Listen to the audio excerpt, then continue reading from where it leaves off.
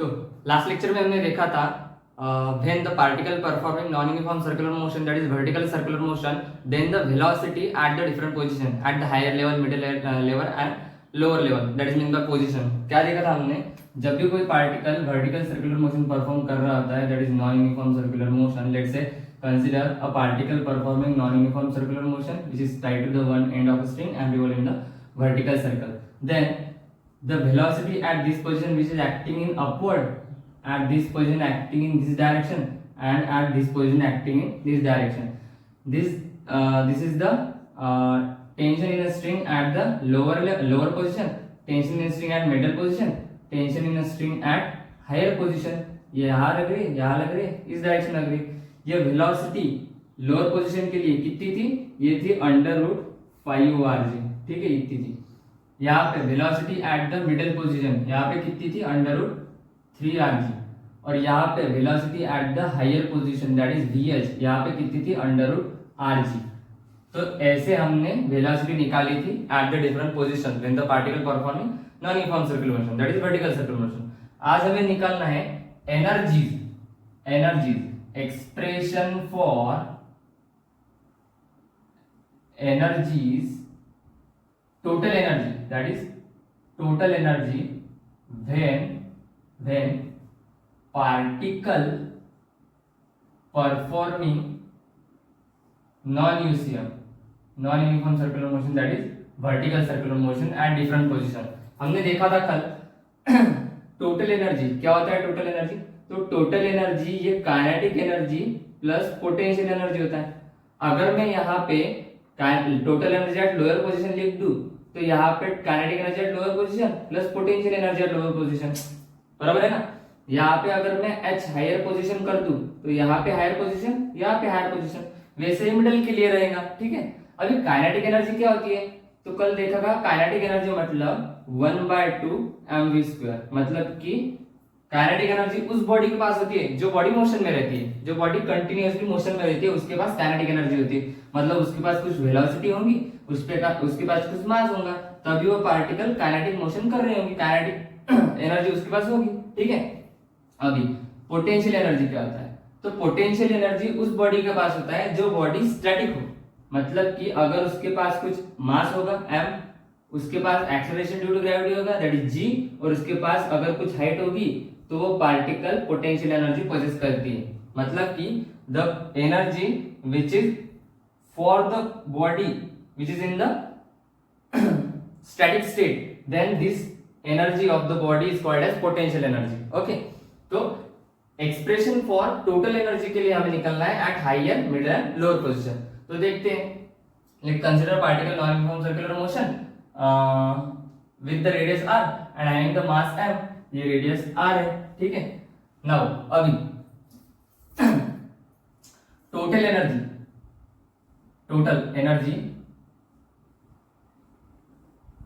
Eight highest position, total energy at highest position देखते हैं क्या रहेगा. तो देखो total energy at highest position दी गई है. क्या दी है अपन को? Total energy at highest position ये दी गई है अपन को.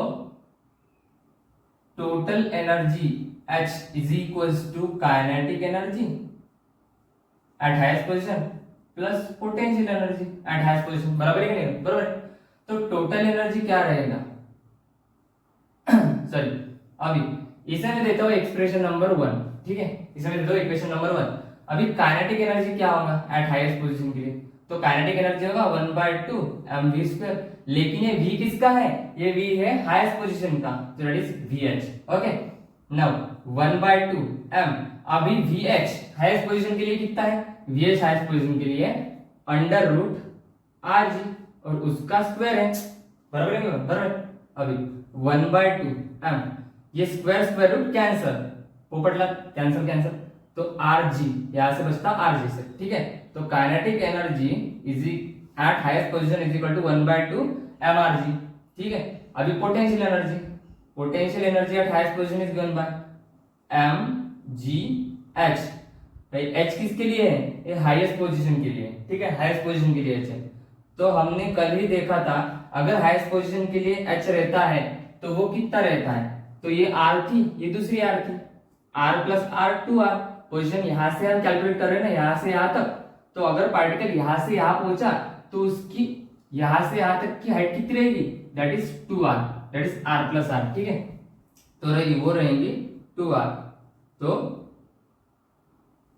2mrg। तो ये थी potential energy at highest position. Now putting, कोणता टीम, पुटिंग इन इक्वेशन 1, ये पोटेंशियल एनर्जी और ये काइनेटिक एनर्जी, ये इक्वेशन 1 में पुट करेंगे। तो इक्वेशन क्या 1 क्या बन जाएगा, total energy at highest position बन जाएगा kinetic energy that is 1/2 mrg plus 2mrg। होगा कि नहीं होगा, बिल्कुल होगा। 1/2 और प्लस 2 यहां से बाहर निकाल लेते हैं और mrg कॉमन ले लेते हैं, तो यहां से total energy at highest position क्या बन जाएगा, दैट इज 5/2 mrg। होगा कि नहीं होगा, बिल्कुल होगा। ठीक है, तो total energy at highest position कितना हो रहा है, TEH is equals to 5/2 mrg। तो ये था expression total energy when the particle performing non uniform circular motion at highest position. ठीक है, अभी हमें देखना है expression for total energy when the particle performing non uniform circular motion at middle level और लोअर लेवल। पहले देखते हैं लोअर लेवल के लिए। तो लोअर लेवल के लिए क्या होगा, लोअर पोजीशन के लिए यहां पे लोअर पोजीशन के लिए kinetic energy at lower position और potential energy at lower position. तो kinetic energy at lower position क्या होगा, लोअर पोजीशन क्या होगा 1/2 mv/L²। तो ये v कौन सा है, ये v लोअर पोजीशन के लिए है, यहाँ पे 5rg। ठीक है, तो यहां से हम कह सकते हैं 1/2 m √ 5rg। ठीक है, और उसका स्क्वायर है, तो ये 1/2 ये पोपट ला 5rg है कि नहीं, बिल्कुल है। तो 5/2 rg, बिल्कुल होगा कि नहीं होगा, होगा 5/2 rg। ठीक, तो ये kinetic energy at lower position के लिए।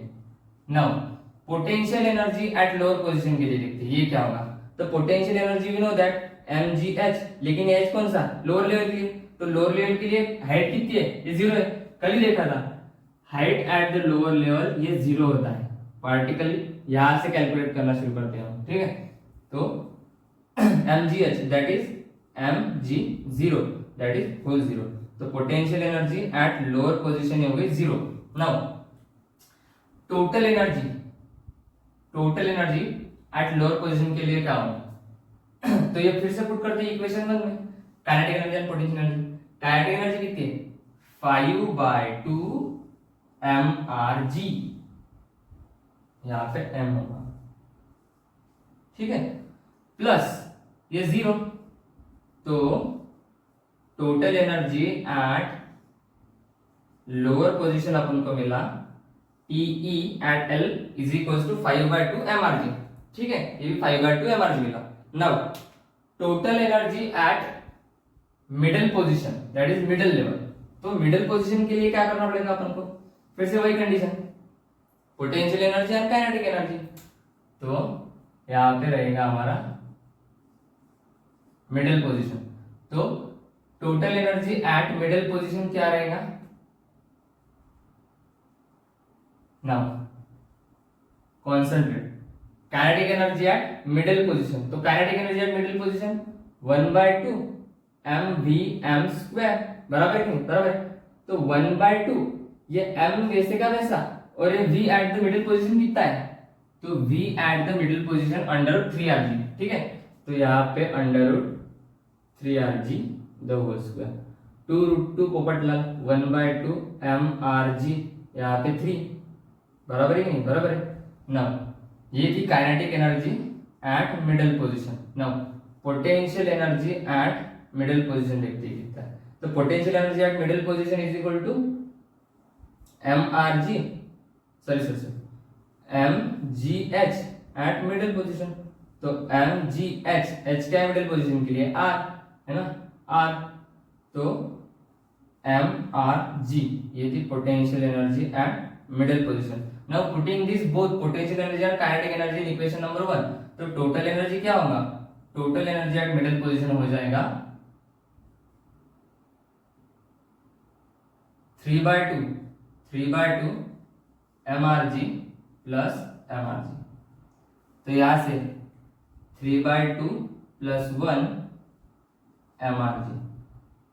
नाउ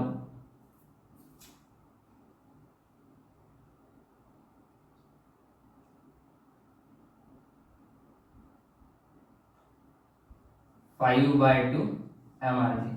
तो ये थी अपनी total energy at middle position. तो क्या हुआ यहां से हमें पता चला total energy of middle position होता है 5/2 mrg। ठीक है, तो हमने आज क्या देखा, हमने देखा expression for energies that is total energy when the particle performing non uniform circular motion at different positions. हमने सबसे पहले हाईएस्ट पोजीशन के लिए देखा, उसके बाद मिडिल पोजीशन के लिए और उसके बाद लोअर पोजीशन के लिए। तो पता चला कि total energy at highest position is equal to total energy at middle position is equal to total energy at lower position, ये सेम होते हैं। ठीक है, ये ऐसा होता है, total energy at highest, total energy at middle और total energy at lower positions are equal. Now अभी हमें देखना है kinematical equations for the particle performing vertical circular that is circular motion. Circular motion के लिए काइनेमैटिकल इक्वेशन क्या होते हैं, तो हमने लीनियर मोशन में देखा था जब भी कोई पार्टिकल लीनियर मोशन करता है तब उस पार्टिकल के ऊपर फोर्सेस एक्ट कर रहे होते हैं और उसकी कुछ वेलोसिटी होती है। तो जब भी कोई पार्टिकल मूविंग कंडीशन में होती है तब उसके ऊपर मतलब क्या उसकी कैरेक्टरिस्टिक्स क्या रहेंगी। जब भी कोई पार्टिकल लीनियर मोशन करता है तो उसके पास एक तो लीनियर वेलोसिटी होगी दैट इज हम इससे v से डिनोट करते हैं। उसके पास लीनियर स्पीड भी होगी, ठीक है, लीनियर स्पीड भी होगी और उसके पास लीनियर एक्सेलरेशन भी होगा, linear acceleration that is a। तो जब भी कोई पार्टिकल मूविंग स्टेट में होती है मतलब कि लीनियर मोशन करती है तब उसके पास लीनियर वेलोसिटी, लीनियर स्पीड और लीनियर एक्सेलरेशन होता है। मतलब ही फॉर एग्जांपल यहां से मैं कंसीडर करता हूं, एक बॉल लेता हूं, ये बॉल यहां से यहां तक मैं फोर्स अप्लाई करता हूं, यहां से यहां तक, और ये पार्टिकल इस दौरान मोशन में, यहां से यहां तक पोजीशन ए से लेके पोजीशन बी तक इस दौरान मोशन में। तो इस पार्टिकल के पास इस समय लीनियर वेलोसिटी है कि नहीं है। अगर वेलोसिटी ऑफ पार्टिकल चेंज हो रही मतलब ही एक्सेलरेशन क्रिएट हो रहा। Rate of change of velocity is equal to acceleration देखा था हमने लीनियर मोशन में। जब रेट ऑफ चेंज वेलोसिटी का होता है विथ रिस्पेक्ट टू टाइम तब एक्सेलरेशन परफॉर्म होता है। ये देखा था कि नहीं देखा, बिल्कुल देखा था। तो जब भी कोई पार्टिकल लीनियर मोशन करेंगी उसकी वेलोसिटी होगी, उसकी वेलोसिटी चेंज होगी तो एक्सेलरेशन होगा कि नहीं होगा, बिल्कुल होगा। तो ये थे पैरामीटर्स इसके, ठीक है। अभी हमें देखने हैं kinematical equations when the particle performing circular motion और लीनियर मोशन।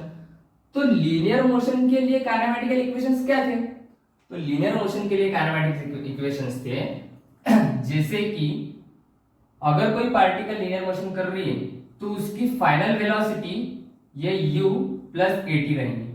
ये था पहला इक्वेशन, लीनियर इक्वेशन। दूसरा उसका डिस्प्लेसमेंट क्या रहेगा, तो डिस्प्लेसमेंट रहेगा ut plus half of at square, ये दूसरा लीनियर इक्वेशन। तीसरा v square is equals to u square plus twice s, ये था तीसरा इक्वेशन, ये था तीसरा इक्वेशन, ठीक है।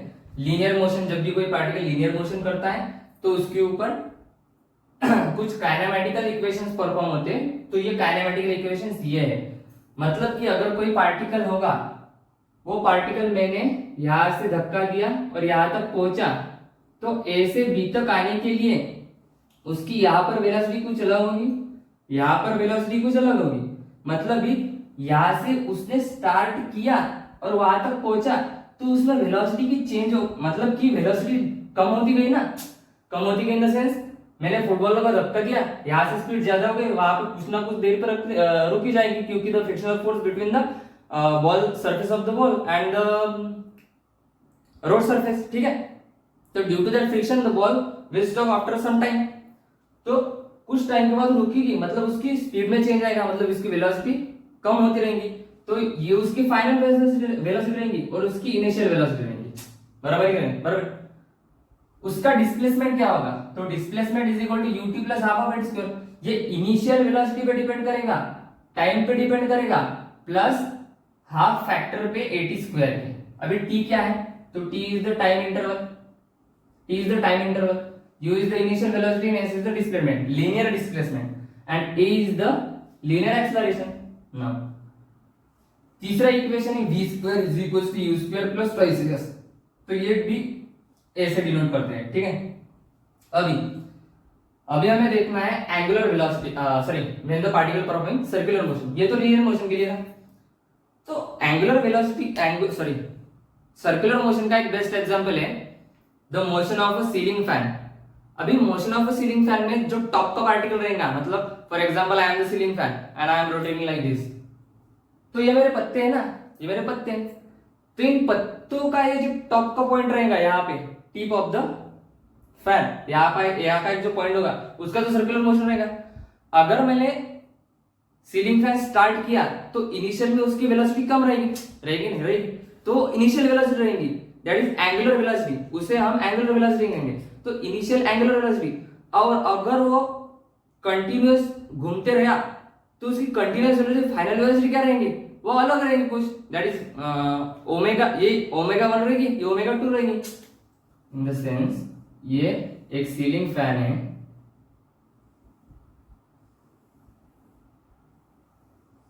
तो इस सीलिंग फैन ऐसे रोटेट हो रहा, सर्कुलर मोशन कर रहा, यहाँ का एक पार्टिकल कोई सा भी पार्टिकल ऐसे सर्कुलर मोशन कर रहा नॉन एंटी क्लॉकवाइज डायरेक्शन में। तो यहाँ का पार्टिकल अगर रोटेट सर्कुलर मोशन स्टार्ट कर दिया तो इसकी initial angular velocity that is circular motion में एंगुलर वेलोसिटी कहेंगे, तो initial velocity for example omega naught है। अगर ये कंटिन्यूअस फिरता रहा तो उसकी final velocity that is final angular velocity ये क्या रहेगी, लेट से ओमेगा रहेगी, ठीक है ना। अभी कंटिन्यूअस मोशन में है, मतलब कि उसकी इनिशियल वेलोसिटी ओमेगा हो गई, मतलब कि कंटिन्यूअस में वेलोसिटी ओमेगा हो गई। अभी वो स्विच ऑन कर दिया है, सॉरी स्विच ऑफ कर दिया है, यूजर ने स्विच ऑफ कर दिया है। अगर वो स्विच ऑफ कर दिया है तो उसकी फाइनल वेलोसिटी क्या रहेगी, ओमेगा रहेगी, मतलब वो किसी भी कौन सी भी टाइम के बाद वो स्टॉप होंगी, अगर वो स्टॉप होंगी तो उसकी फाइनल वेलोसिटी रहेगी, बराबर है ना। तो इसमें जब भी कोई पार्टिकल सर्कुलर मोशन करता है तब काइनेमेटिकल इक्वेशंस क्या रहेंगे, अभी देखते हैं। तो काइनेमेटिकल इक्वेशंस एनालॉग रहते हैं, कैसे रहते हैं, analogue when the particle performing when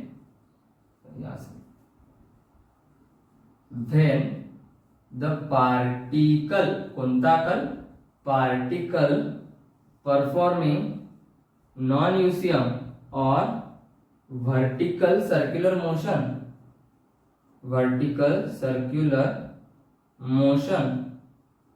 then the kinematical equations कोणता कल kinematical equations are analogue that is similar रहते हैं to the linear motion, linear kinematical equations, मतलब पार्टिकल की एंगुलर वेलोसिटी फाइनल वाली कौन सी रहेंगी, ओमेगा रहेंगी, तो उसकी वो वाला इक्वेशन कौन सा रहेगा, फर्स्ट वाला ये वाला, तो ये वाला इक्वेशन रहेगा omega nought that is initial velocity plus U sorry A, तो ए क्या रहेगा इसमें एक्सेलरेशन, ये लीनियर के लिए था, ये एंगुलर के लिए, और T is the time that will be same, okay. तो ये पहला इक्वेशन था। दूसरा इक्वेशन यस मतलब डिस्प्लेसमेंट, तो डिस्प्लेसमेंट एस ये लीनियर में था, लेकिन थीटा एक एंगुलर में रहेगा, दैट सर्कुलर में रहेगा। तो u means omega naught t plus half of a t square, ये रहेगा दूसरा इक्वेशन। और तीसरा equation that is omega square is equal to omega naught square plus twice a s, ये तीसरा इक्वेशन।